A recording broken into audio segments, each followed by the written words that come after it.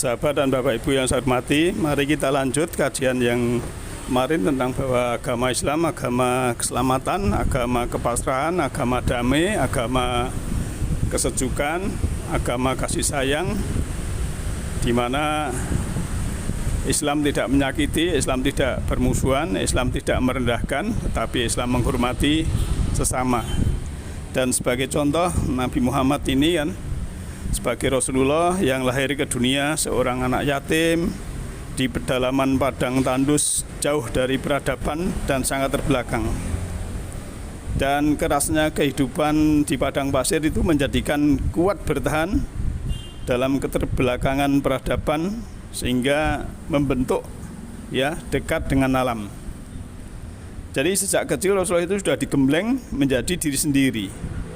Muhammad sang Nabi adalah seorang yang umi yang dipilih Allah untuk menjadi cahaya bagi peradaban umat manusia dan sebagai teladan, sebagai contoh, sebagai uswatun hasanah.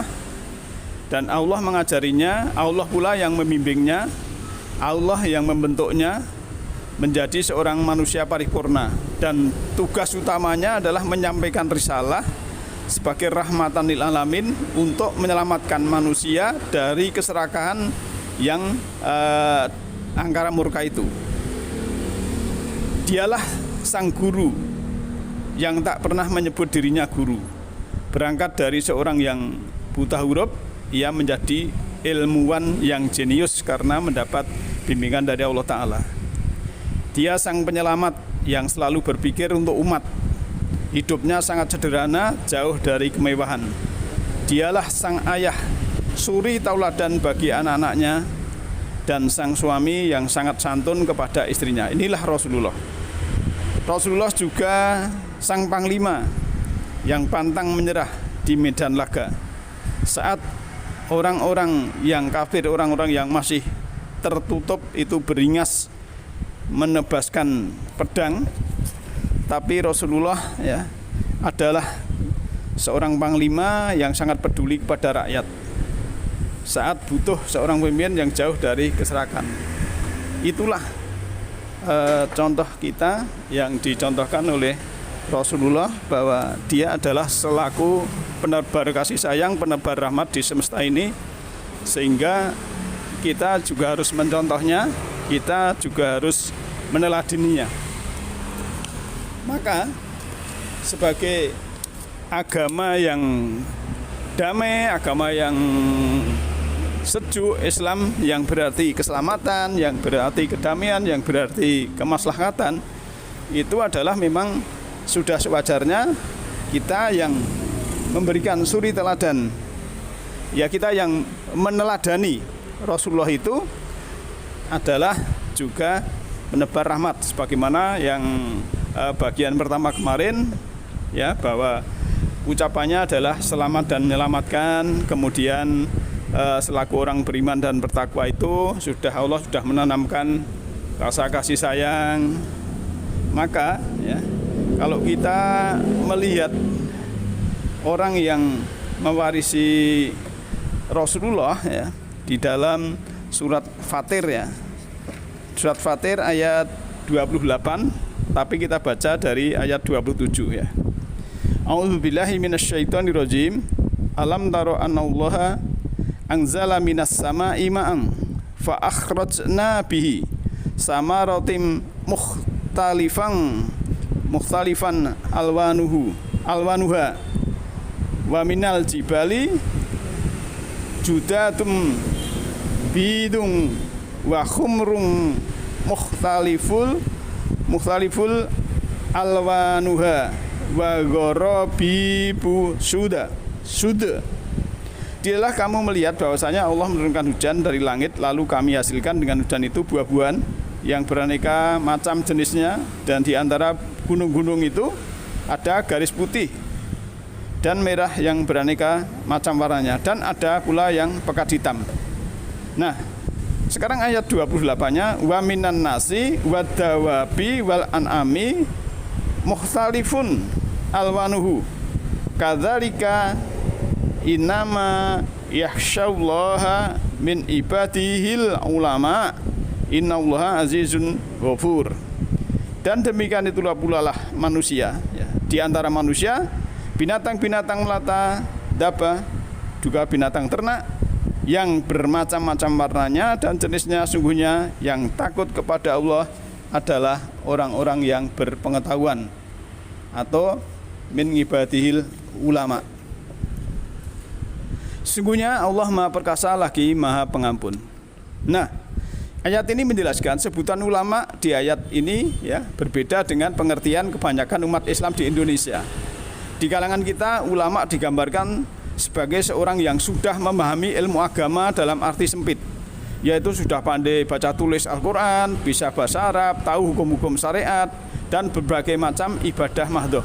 Karena itu seorang guru ya, seorang guru agama lulusan sekolah tinggi agama sudah bisa disebut sebagai ulama. Tapi kalau kita cermati ayat di atas ya, surat Fatir tadi ya, orang yang disebut ulama itu bukanlah seperti yang kita pahami selama ini, tapi adalah orang yang memiliki kepahaman terhadap berbagai ciptaan Allah yang terhampar di alam semesta. Karena itu sebelum menyebut kata ulama, Allah terlebih dahulu menjelaskan berbagai tanda-tanda alam seperti hujan, langit, gunung-gunung, binatang, tumbuhan, dan manusia. Dalam ilmu pengetahuan modern itu disebut sebagai ilmu-ilmu alam, ilmu klimatologi, astronomi, kosmologi, geologi, biologi, kedokteran, dan lain sebagainya. Maka para ilmuwan di bidang-bidang ilmu-ilmu itulah yang disebut sebagai ulama. Itu menurut Al-Quran, yaitu mereka yang memahami ayat-ayat Allah yang terhampar di alam semesta. Tentu saja bukan sekedar ilmuwan yang sekuler, melainkan ilmuwan yang paham bahwa semua itu adalah ilmu-ilmu Allah yang dihamparkan buat kita semua. Jadi demikian tingginya penghargaan Allah kepada para ilmuwan itu, sehingga di dalam Al-Quran Allah mengabadikan dengan sebuah pernyataan, sesungguhnya yang takut kepada Allah di antara hamba-hambanya hanyalah ulama. Rasulullah adalah seorang ulama yang sangat paham tentang berbagai ilmu-ilmu Allah yang dihamparkan di seluruh jagat semesta ini. Beliau memperoleh petunjuk dari dalam Al-Quran dan kemudian dibimbing Allah untuk memahami dalam realitas kehidupan ini. Walaupun beliau tidak sekolah di akademik, tapi Allah sendirilah yang membimbingnya. Allah membimbing Rasulullah dan dalam jiwanya tumbuh dihimpunkan ilmu-ilmu itu, dan Allah memahamkan segala makna yang terkandung di dalam ayat-ayatnya. Bagi orang-orang yang demikian, ayat-ayat Allah menjadi sangat nyata di dalam jiwanya. Tidak ada keraguan lagi untuk menjalankan dan mempraktikkan dalam kehidupan nyata persis seperti Rasulullah. Nah, oleh karena itu kita yang harus meneladani, kita harus meneladani Rasulullah, maka kita juga harus melihat, mencermati ayat-ayat yang berhubungan dengan ilmu pengetahuan. Misalnya benda-benda langit, Allah itu sudah membuat asyam, itu termaktub juga dalam Quran, bahkan dinamakan surat matahari asyam. Ada surat najm, surat bintang, ada surat qamar, surat bulan, ada buruj, surat galaksi. Itu semua memang mengacu kepada ilmu pengetahuan. Nah, oleh karena itu sebetulnya agama yang begitu luas, universal, humanis, tapi kadang sebagian kita berwawasan sempit sehingga yang tidak sama dijustifikasi, yang tidak sama dengan pemahamannya dihakimi. Itulah karena kedangkalan ilmu, kesempitan ilmu, sehingga sebetulnya Allah membentangkan ilmunya itu di jagat raya ini, dan Allah sendirilah yang membimbing. Kuncinya memang kita ini harus membersihkan hati, membersihkan jiwa kita, Karena apa? La yamassuhu ilal mutahharun, tidaklah yang menyentuh Al-Quran itu, petunjuk Al-Quran itu, hidayah Allah itu, hikmah dari Al-Quran itu adalah orang-orang yang dibersihkan hatinya. Siapapun, ya. Jadi memang, ya, secara fitrah Allah sendiri sebenarnya membimbing manusia-manusia, hamba-hambanya yang dia mau kembali kepada Allah. Maka sering saya sampaikan, ya, bahwa Allah itu menunjuki berupa cahayanya, ya, semesta rohani ini kepada siapa yang dikehendaki. Siapa yang dikehendaki? Ya kita hamba-hamba yang berkehendak. Maka manakala manusia tidak berkehendak, ya caranya juga kita merendah hati, merendah di hadapan Allah, karena ilmunya Allah, hidayah Allah itu sering saya sampaikan seperti air. Air itu mengalir ke bawah. Kalau kita sudah tinggi hati, kita sudah merasa tinggi, merasa pintar, merasa ini dan sebagainya, ilmu Allah tidak akan mengalir kepada diri kita. Maka kita harus merendah, ya, sehingga air itu dari manapun kita bisa mengalir ke yang rendah. Ilmu apapun semuanya akan hadir apabila kita kesadaran tinggi, kita menyadari bahwa Allah hadir di dalam diri kita, Allah lebih dekat dari urat nadi leher kita, Allah lebih, ya, dekat dari urat nadi leher, Allah meliputi segala manusia, meliputi segala sesuatu. Kemana kita mengharap, ke timur, ke barat, semua adalah wajah Allah. Perwujudannya adalah kita sebenarnya di manakah yang tidak ada Allah, semuanya.